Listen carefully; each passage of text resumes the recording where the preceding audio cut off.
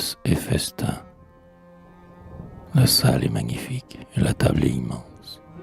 Toujours par quelques bouts le banquet recommence. Un magnifique banquet sans cesse amoncelé dans l'or et le cristal et l'argent ciselé.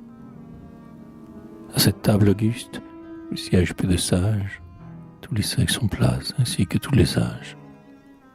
Guerrier de 40 ans au profil sérieux, jeune homme au blond duvet, jeune fille aux 12 yeux, enfants qui balbutient et vieillards qui bégayent, tous mangent, tous ont faim, et leur faim les égaye. Et les plus acharnés sont, autour des plats d'or, ceux qui n'ont plus de dents, ou n'en ont pas encore.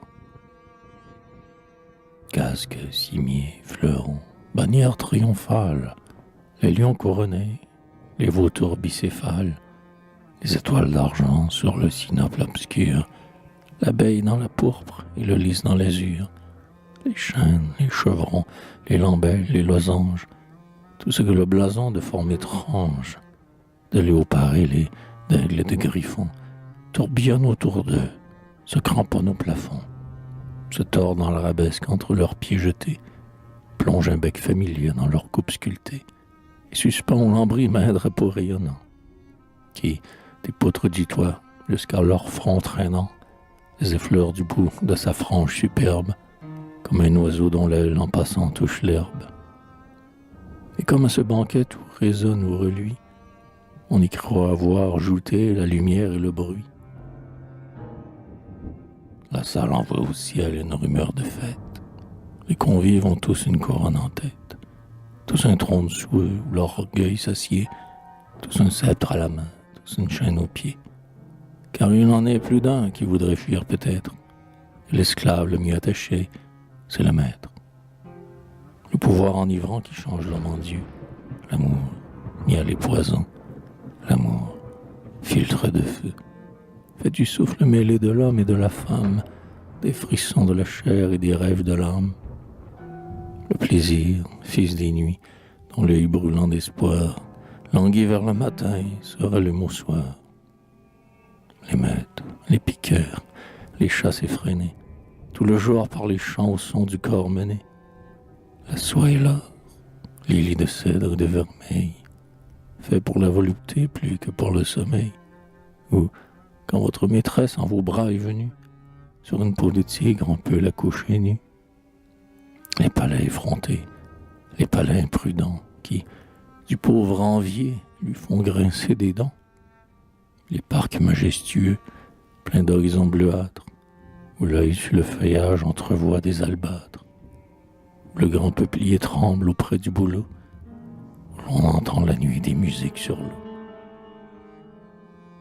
La pudeur des beautés facilement vaincues, la justice du juge à prix d'or convaincu, la terreur des petits, le respect des passants, cet assaisonnement du bonheur des puissants, la guerre, le canon tout gorgé de mitraille, qui passe son long cou par-dessus les murailles, le régiment marcheur, polypo 1000 pieds, la grande capitale au bruit multiplié, tout ce qui jette au ciel, soit ville, soit armée, des vagues de poussière et des flots de fumée.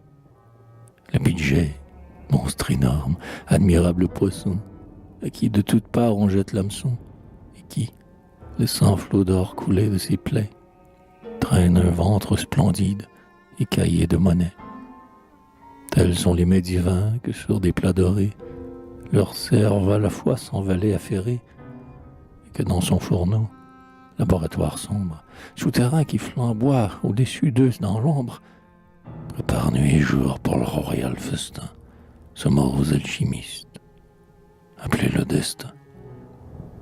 Le sombre amphitryon ne veut pas de plats vides, et la profusion lasse les plus avides.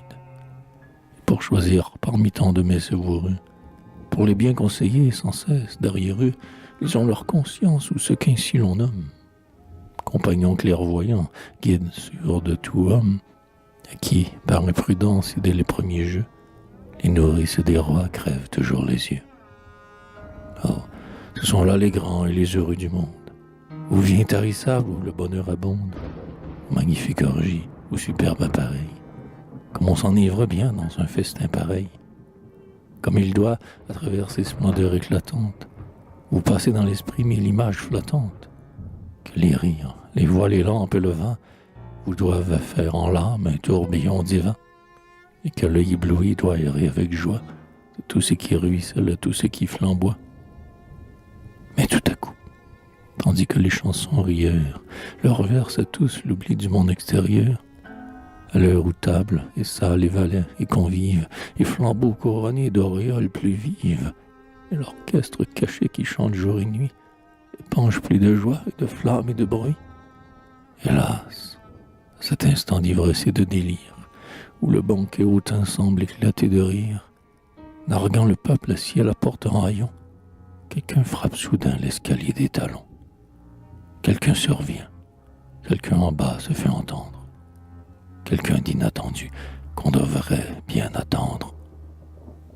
Ne fermez pas la porte, il faut ouvrir d'abord, il faut qu'on laisse entrer, et tantôt c'est la mort, tantôt l'exil qui vient, la bouche haletante, l'une avec un tombeau, l'autre avec une tente. La mort aux pieds pesants, l'exil au pas léger, spectre est toujours vêtu d'un habit étranger. Le spectre est effrayant. Il entre dans la salle, jette sur tous les fronts son ombre colossale, courbe chaque convive ainsi qu'un arbre au vent. Puis il en choisit un, le plus ivre souvent, l'arrache du milieu de la table effrayée et l'emporte, la bouche encore mal essuyée.